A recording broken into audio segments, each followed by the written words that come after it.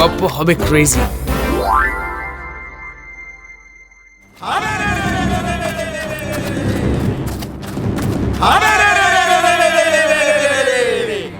সোনা দানা যা আছে সব বার করে দে, নইলে নদীর চড়ায় পুঁতে দেব লাঠির বাড়ি মেরে। খবরদার বলছি, এক পায়ে এগোবি না, নইলে কিন্তু আমার হাতের লাঠি তোর মাথা ফাটিয়ে দেবে। চুপ! তোর সাহস তো কম নয়, যা আছে তাড়াতাড়ি বের করে দে।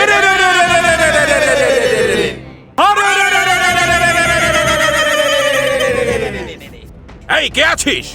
এর মাথায় বাড়ি মেরে একে মেরে ফেল, তারপর দেখ সোনা দানা সব কি আছে।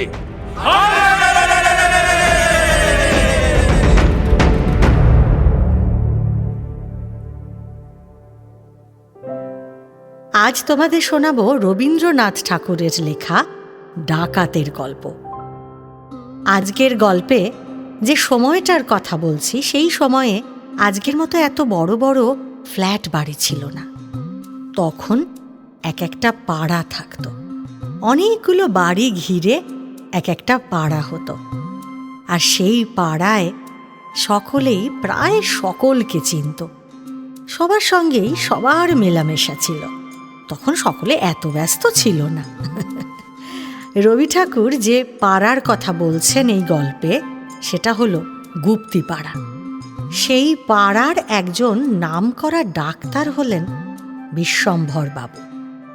অনেক দূর দূর থেকে লোক আসে তাঁকে দেখাতে, আর সকলেই তাঁর ডাক্তারির খুব সুনাম করে।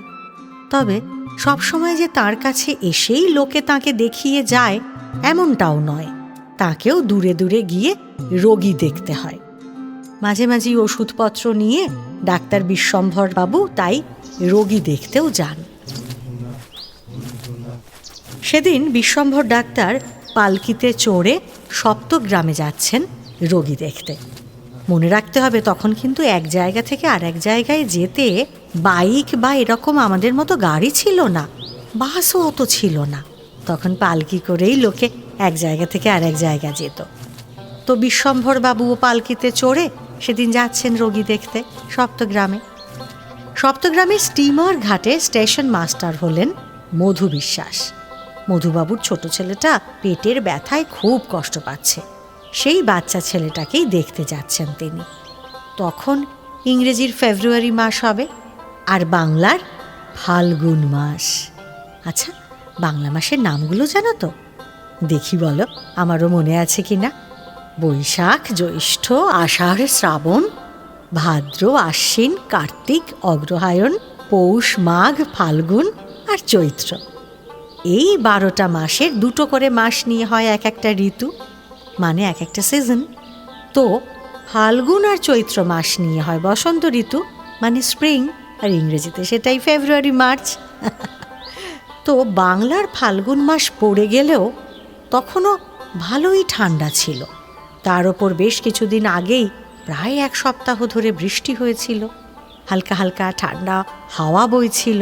আর তাই বিশ্বম্ভর বাবু গায়ে একটা পাতলা চাদর মুড়ি দিয়ে পালকির ভেতরে উঠে বসলেন। পালকি তো চলতে আরম্ভ করলো। পালকির পাশে পাশে বিশ্বম্ভর বাবুর চাকর শম্ভু হাতে একটা লাঠি নিয়ে জোরে জোরে হাঁটছে। আর পালকির ছাদে বিশ্বম্ভর বাবুর ওষুধের বাক্স দড়ি দিয়ে বাঁধা আছে, যাতে সেটা মাটিতে পড়ে না যায়। সন্ধে হয়ে আসার আগে ভীষ্ম হাটের মাঠ পেরিয়ে যেতে হবে তাকে, নইলে সপ্তগ্রাম পৌঁছতে অনেক রাত্রি হয়ে যাবে। বিশ্বম্ভর বাবু তাই মাঝে মাঝেই পালকির বেহারাদের, মানে যারা কাঁধে করে পালকি বয়ে নিয়ে যাচ্ছে, তাদের হাঁক দিয়ে তাড়া দিচ্ছেন। ওরে বল্লু, তাড়াতাড়ি পা চালিয়ে চলো বাবা, অন্ধকার হওয়ার আগে সপ্তগ্রাম পৌঁছতেই হবে। জানিসই তো, সেখানে যাওয়ার পথে ওই ভীষ্মহাটে ডাকাতের ভয় আছে, তাই একটু পা চালিয়ে চল বাবা, একটু পা চালিয়ে চল। শম্ভু থাকতে ভয় কি বাবু? আমার লাঠির একটা ঘা খেলে ডাকাতের সর্দারের পিঠ ভেঙে যাবে। হ্যাঁ, কথাটা শম্ভু কিন্তু মিথ্যে বলেনি। আসলে বিশ্বম্ভর বাবুর এই খাস চাকর শম্ভুর গায়ে কিন্তু সত্যিই খুব জোর। একবার কুম্ভীরার জঙ্গলে তাকে ভাল্লুকে ধরেছিল।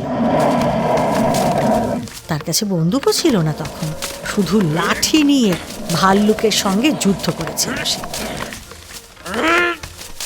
আর তারপর যা হয়েছিল সেটা কল্পনাও করা যায় না। শম্ভুর হাতে লাঠির বাড়ি খেয়ে ভাল্লুকের মেরুদণ্ড ভেঙে দুটো টুকরো হয়ে গিয়েছিল। ভাবতে পারো, ভাল্লুকটার আর উঠে দাঁড়াবার ক্ষমতা পর্যন্ত ছিল না। আর একবার শম্ভু বিশ্বম্ভরবাবুর সঙ্গে কি একটা কাজে একটা গ্রামে গিয়েছিল। সেখানে দুপুরবেলা সকলের খাওয়া দাওয়ার জন্য পদ্মা নদীর ধারে রান্না করতে বসেছিল শম্ভু। রান্না করার জন্য উনুন ধরাতে যাবে, তার জন্য কাঠ চাই। আর তখন ছিল গরমকাল। দুপুরবেলা রোদ্দুরের মধ্যে কাঠ কাটতে যাওয়া খুব পরিশ্রমের কাজ। তো পদ্মা নদীর ধারে ছোট ছোট ঝাউ গাছের জঙ্গল আছে। শম্ভু বুদ্ধি করে দা দিয়ে কয়েকটা ঝাউ গাছের ডালি কেটে আঁটি বেঁধেছিল। এদিকে অনেকক্ষণ রোদ্দুরে থাকার জন্য শম্ভুর তখন খুব জল তেষ্টা পেয়েছে। হাতের কাছে জল নেই, তাই শম্ভু গেল নদীতে জল খেতে। শম্ভু নদীর জলে সবে হাত ডুবিয়ে জল তুলতে যাচ্ছে, এমন সময় দেখতে পেল একটা বাছুরকে কামড়ে ধরে জলের দিকে টানতে টানতে নিয়ে যাচ্ছে একটা কুমির। আর সেটা দেখে শম্ভুর স্বাভাবিকভাবে খুব খারাপ লাগলো। ইস, দেখেছ কি কাণ্ড! শয়তান কুমিরটা বেচারা বাছুরটাকে একেবারে কামড়ে ধরেছে। দাঁড়া বেটা, দাঁড়া। শম্ভু লাফ দিয়ে একেবারে কুমিরটার ঘাড়ে উঠে বসল। আর তারপর নিজের কোমর থেকে গাছের ডাল কাটার সেই দা খুলে সেটা দিয়ে কুমিরের গলায় পোঁচ দিতে লাগলো। বাছুরের পা ছেড়ে দিয়ে কুমির তখন যন্ত্রণায় তার লেজ ঝাপটাতে লাগলো। আর নদীর জল কুমিরের রক্তে একেবারে লাল টকটকে হয়ে গেল। শম্ভুর গায়ের জোর ছিল এই রকম। তো বিশ্বম্ভর বাবুর পালকি এবার যখন বিষ্ণুপুরের পশ্চিম দিকের মাঠে এসে পৌঁছল, তখন ইতিমধ্যে সন্ধে হয়ে গেছে। রাখালরা মাঠ থেকে যার যার গরু নিয়ে ঘরে ফিরছিল। বিশ্বম্ভর বাবু একজন রাখালকে ডাকলেন। ওহে বাপু, এই যে যে যে যে যে একবার এদিকে শুনে যাও তো বাছা। হ্যাঁ বলুন। বলছি, সপ্তগ্রাম আর কত দূরে বলতে পারো? কোথায়? সপ্তগ্রাম? আগে সে তো এখান থেকে প্রায় 7 ক্রোশ দূরে বাবু। ও, আজ বরং এই গ্রামেই বিশ্রাম নিয়ে নিন, কাল ভোরে রওনা হবেন। না হে না, আমায় আজই যত তাড়াতাড়ি সম্ভব সপ্তগ্রামে পৌঁছতে হবে। আমি ডাক্তার কি না, ওখানে রুগী অপেক্ষা করছে আমার। 7 ক্রোশ যেতে তো অনেক সময় লাগবে বাবু, রাত হয়ে যাবে। একটা কথা বলি বাবু, যদি কিছু মনে না করেন। কি কথা? বলো না, বলো বলো। না মানে বাবু, ওই সপ্তগ্রাম যাওয়ার আগে ওই বিশ্বহাটের মাঠটা পড়বে, আর তারপরে হচ্ছে গিয়ে গ্রামের শ্মশান। সেখানে খুব মানে ডাকাতের ভয় আছে। সে জানি, আসলে আমার রোগী যে খুব কষ্ট পাচ্ছে, আর আমি তো ডাক্তার বললাম একটু আগে। তার কাছে তাড়াতাড়ি পৌঁছে চিকিৎসা শুরু করতে না পারলে সে যে আরো কষ্ট পাবে। আমাকে তাড়াতাড়ি পৌঁছতেই হবে, আর ডাকাতের ভয়ে দেরি করলে আমার হবে না। তুমি চিন্তা করো না, এতজন বেহারা চাকর এরা রয়েছে, আমি ঠিক পৌঁছে যাব। আচ্ছা বাবু, সাবধানে যাবেন। হ্যাঁ, ঠিক আছে। আরে চল রে চল, ওরে পা চালা, তোরা শুনলি তো, পা চালা পা চালা। সপ্তগ্রাম দূরে শুনে বেহারারা আরও যতটা পারল পা চালিয়ে চলতে লাগলো। পা চালিয়ে চলতে চলতে বেহারারা বিশ্বম্ভর বাবুর পালকি নিয়ে যখন একটা খালের ধারে পৌঁছল, তখন রাত প্রায় 10টা বেজে গেছে। কিন্তু সপ্তগ্রাম তখনও অনেক দূর। এমন সময় পালকির মাথায় দড়ি দিয়ে বাঁধা ওষুধের বাক্স দড়ি আলগা হয়ে হঠাৎ মাটিতে পড়ে গেল। এই যা! আর শব্দ শুনেই শম্ভু তো চমকে উঠল, কারণ সে তো পালকির পাশাপাশিই চলেছিল। বিশ্বম্ভরবাবুও পালকির ভেতর থেকে আওয়াজটা পেলেন, মুখ বাড়িয়ে জিজ্ঞাসা করলেন, এ কি হলো রে শম্ভু? হ্যাঁ, কি হলো? আরে ওষুধের বাক্সটা পড়ে গেল নাকি আবার? হ্যাঁ বাবু, দড়ি আলগা হয়ে বাক্সটা উপর থেকে পড়েছে। ওই দেখো। এ, ওষুধের শিশি টিসি পুরো একেবারে ভেঙে চুরে গেছে। নামা নামা নামা দেখি, পালকিটা নামা দেখি। ও, তোদের নিয়ে আর পারি না। কই দেখি কি পড়লো।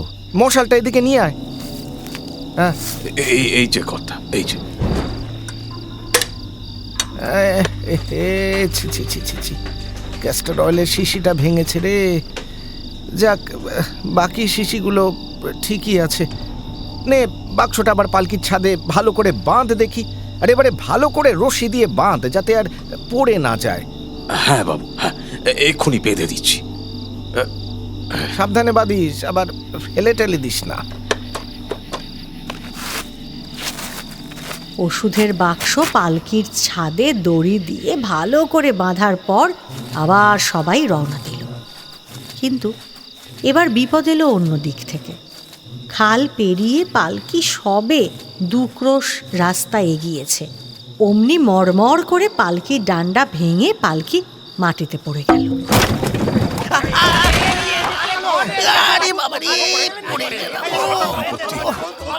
এই তো বাবু, এই আমার হাত ধরো। আসো, উঠুন উঠুন। পালকির আর দোষ কি বলো? পালকি তো হালকা কাঠে তৈরি, কিন্তু বিশ্বম্ভর বাবু যথেষ্ট মোটাসোটা মানুষ। তার ওজন আর মালপত্রের ওজনেই এবার পালকির ডান্ডা, মানে বেহারারা পালকি যেখানটা কাঁধে তুলে পালকি বয়ে নিয়ে যায়, সেখানটা ভেঙে গিয়েছিল। বেহারারা তো হৈ হৈ করে উঠল, স্বাভাবিক। এবার তারা কি করে পালকি নিয়ে যাবে? বিশ্বম্ভরবাবুরও মাথায় হাত, কারণ তাকে তো সপ্তগ্রামে পৌঁছে সেই বাচ্চা ছেলেটার চিকিৎসা করতেই হবে।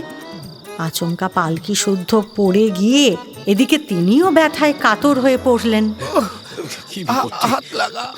এই তো বাবু, আমার হাত ধরো। উঠতে পারছি না তো। উঠুন উঠুন। বুদ্ধ সর্দার, হাত লাগাও। শম্ভু আর বুদ্ধু বিশ্বম্ভর বাবুকে ধরে মাটি থেকে তুলল। কিন্তু এখন ভাঙা পালকি নিয়ে তো আর সপ্তগ্রাম যাওয়া যাবে না। এত রাতে কেউ কোথাও নেইও। কাল সকালে পালকি মেরামত না করালে 1 পাও এগোনো যাবে না। অতএব আজকের রাতটা তাদের সেখানেই আপাতত কাটাতে হবে। বিশ্বম্ভর বাবু করলেন কি, ঘাসের ওপর কম্বল পেতে পায়ের কাছে লণ্ঠন নিয়ে মাটিতে বসলেন। শম্ভু, বুদ্ধু, বল্গু, পল্লু সবার সঙ্গে গল্প করতে শুরু করলেন। তাই নাকি? তারপর অনেকক্ষণ ধরে বুঝলে তাদের গল্প চলছিল। লণ্ঠন মাঝখানে রেখে খোলা আকাশের নিচে বিশ্বম্ভর বাবু আর বাকি বেহারারা মিলে শম্ভু কেমন করে ভাল্লুকের পিঠ ভেঙে দিয়েছিল সেই গল্পটাই শুনছিল। বুদ্ধু সর্দার তখন অবশ্য সেখানে ছিল না। সে কি একটা কাজে একটু অন্যদিকে গিয়েছিল। হঠাৎ দৌড়ে এসে ভয় ভয় বলল, মালিক, মালিক, খুব বিপদে পড়েছি আমরা সবাই। বিপদ? কিসের আবার বিপদ? ওই যে শুনতে পাচ্ছেন? কি? কই না তো। কি শুনবো রে? ভালো করে শুনুন মালিক। ওই যে, ওই যে।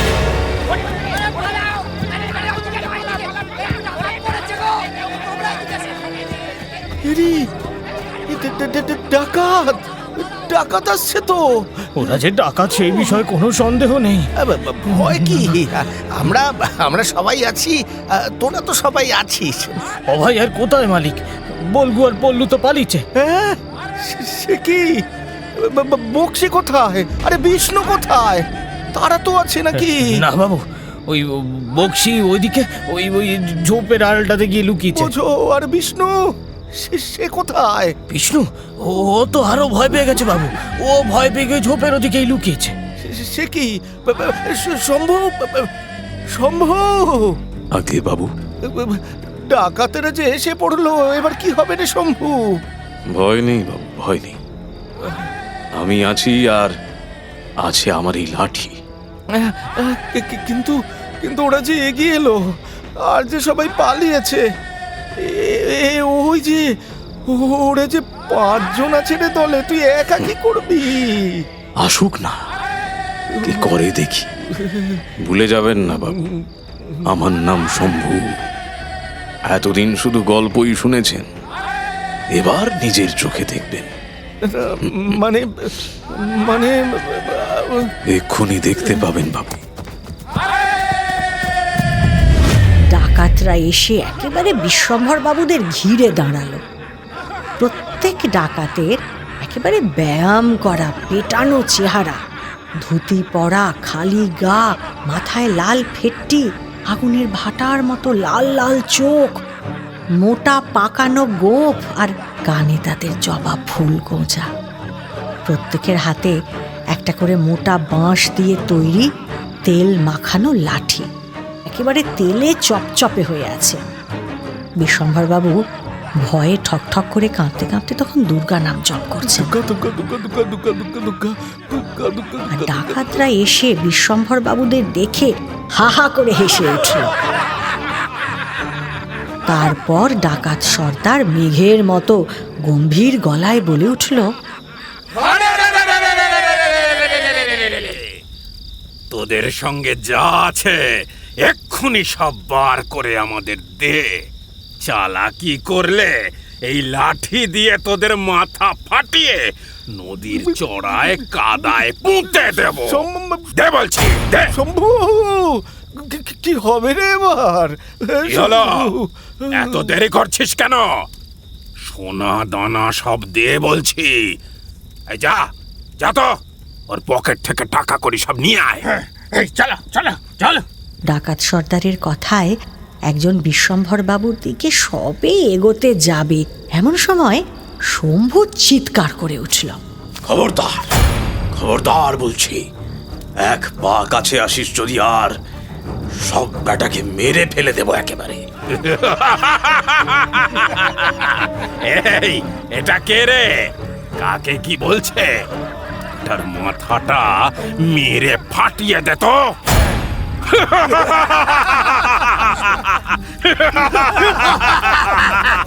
আমি শম্ভু। কে শম্ভু? তোদের জম। আর এক পা যদি গিয়েছিস, তাহলে আজ তোদের এখানেই শেষ দিন হবে রে। দাঁড়া, দেখাচ্ছি তোকে। ডাকাতরা এবার শম্ভুর দিকে এগোতে লাগলো। এমন সময় শম্ভু পালকির ভাঙা ডান্ডাটাকে বনবন করে মাথার ওপর ঘোরাতে ঘোরাতে ডাকাতদের দিকে মারল ছুঁড়ে। আর সেই লাঠির ঘায়ে 3 জন ডাকাত একসাথে মাটিতে পড়ে যন্ত্রণায় গড়াগড়ি খেতে লাগলো। বাকি 2 জন ডাকাত এই দেখে ভয়ে দৌড়ে পালিয়ে গেল। ডাকাত সর্দার শম্ভুর দিকে এগিয়ে লাঠি দিয়ে যুদ্ধ শুরু করলো। কি এত বড় সাহস? দাঁড়া দাঁড়া, দেখাচ্ছি। এদিকে লাঠিতে লাঠি লেগে ঠকাঠক শব্দ হতে লাগলো। শম্ভুর বুকে যেমন সাহস তেমন তার গায়ের জোর। কিছুক্ষণের মধ্যেই সেই ডাকাতের সর্দারের হাত থেকে লাঠিটা এক ঝটকায় মাটিতে ফেলে দিল শম্ভু। আর তারপর সঙ্গে সঙ্গে শম্ভু নিজের লাঠিটা দিয়ে ডাকাত সর্দারের মাথায় জোরে একটা বাড়ি মারল। শম্ভুর হাতের লাঠির বাড়ি খেয়ে ডাকাত সর্দার নিজের প্রাণ বাঁচাতে দৌড়ে পালালো। আর বাকি 3 জন ডাকাত তখনও মাটিতে পড়ে যন্ত্রণায় গড়াগড়ি দিয়ে যাচ্ছিল। শম্ভু বিশ্বম্ভর বাবুর কাছে গিয়ে বলল, আর ভয় নেই বাবু, ডাকাতেরা পালিয়েছে। ওই দেখুন, ওই দেখুন 3 জন মাটিতে পড়ে আছে। ও শম্ভু, বাবা শম্ভু, বাবা তুই আজ আমার প্রাণ বাঁচিয়ে আমাকে শুধু জীবন দান করিসনি, তোর বীরত্বে আমি গর্বিত। ধন্য তোর সাহস শম্ভু, ধন্যি তোর সাহস। এ আর এমন কি কাজ বাবু? বিপদে মানুষের জন্য ঝাঁপিয়ে পড়ে সাহায্য করাটাই যে আসল ধর্ম। ভাগ্যিস তুই ছিলি আজ। হ্যাঁ, শম্ভু, তুই যে আজ থেকে আমার সবচেয়ে প্রিয় বন্ধু হলি বাবা। তোকে যে কিছু পুরস্কার দিতে হয় শম্ভু। হ্যাঁ, এই যে আপনি আমাকে নিজের বন্ধু বললেন, এটাই আমার পুরস্কার। হ্যাঁ, বেঁচে থাক বাবা, বেঁচে থাক, বেঁচে থাক। শোন শম্ভু, আমার ওই ওষুধের বাক্সটা একবার পালকির ছাদ থেকে খুলে নিয়ে আয় দেখি। হ্যাঁ, কেন বাবু, ওষুধের বাক্স কি হবে? আরে ওতে রক্তপাত বন্ধ করার ওষুধ আছে যে। কেন?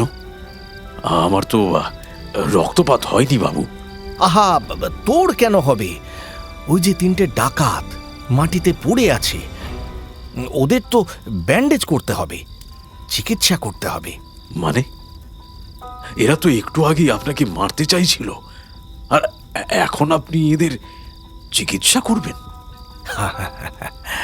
হ্যাঁ বাবা, ওদের আমি চিকিৎসা করব। বাবু, বুঝলি শম্ভু, আমি যে ডাক্তার রে, যে কোনো রোগীর চিকিৎসা করাই যে আমার কাজ। ওদের খুব রক্ত বেরোচ্ছে বুঝলি, তাই সেটা বন্ধ করা দরকার। যা যা বাবা, ওদের নিয়ে আয় বাবা। এরপর শম্ভু ধরাধরি করে 3টে ডাকাতকে মাটি থেকে উঠিয়ে বিশ্বম্ভর বাবুর কাছে নিয়ে এলো। তারপর সারা রাত ধরে বিশ্বম্ভর বাবু আর শম্ভু দুজনে মিলে ডাকাতদের চিকিৎসা করে তাদের মাথায় হাতে ব্যান্ডেজ বেঁধে দিলেন। এদিকে রাতও শেষ হয়ে ভোর হয়ে এলো, আকাশে আলো ফুটল, পাখিরা ডেকে উঠল। বিশ্বম্ভর বাবু গলা খাঁখারি দিয়ে ডাকাতদের বললেন, বলছি, দেখো বাপু, আমি তোমাদের পুলিশে দেব না, কিন্তু একটা শর্তে। তোমাদের প্রতিজ্ঞা করতে হবে যে তোমরা ডাকাতি ছেড়ে ভালো কোনো কাজ করবে এরপর থেকে। ডাকাতরা বিশ্বম্ভর বাবুকে বারবার প্রণাম করে প্রতিজ্ঞা করে চলে গেল। তারা কথা দিয়ে গেল যে তারা ডাকাতি ছেড়ে দেবে। সূর্য উঠে গেল। পালকির বেহারারা বুদ্ধু, পল্লু, বলগু, বিষ্ণু একে একে সবাই ফিরে এলো। বিষ্ণু বেহারা কালকে রাতের কথা মনে করে তখনও ভয়ে চুপ করেছিল, আর বিশ্বম্ভর বাবু বেহারাদের দিকে তাকিয়ে শুধু বললেন, বীর পুরুষের দল সব, নে পা চালা এবার তাড়াতাড়ি, দুপুরের আগে সপ্তগ্রাম পৌঁছতেই হবে। তারপর সবাই মিলে পালকির ডান্ডা ঠিক করে বেঁধে বিশ্বম্ভর ডাক্তারের পালকি নিয়ে সপ্তগ্রামের দিকে রওনা হলো।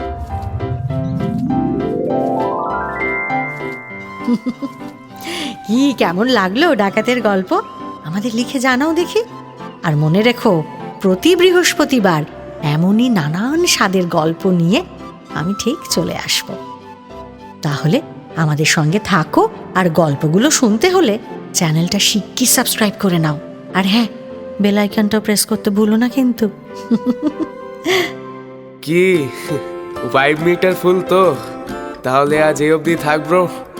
সঙ্গে থাকো, শুনতে থাকো নটার গল্প জুনিয়র। গপ্প হবে ক্রেজি।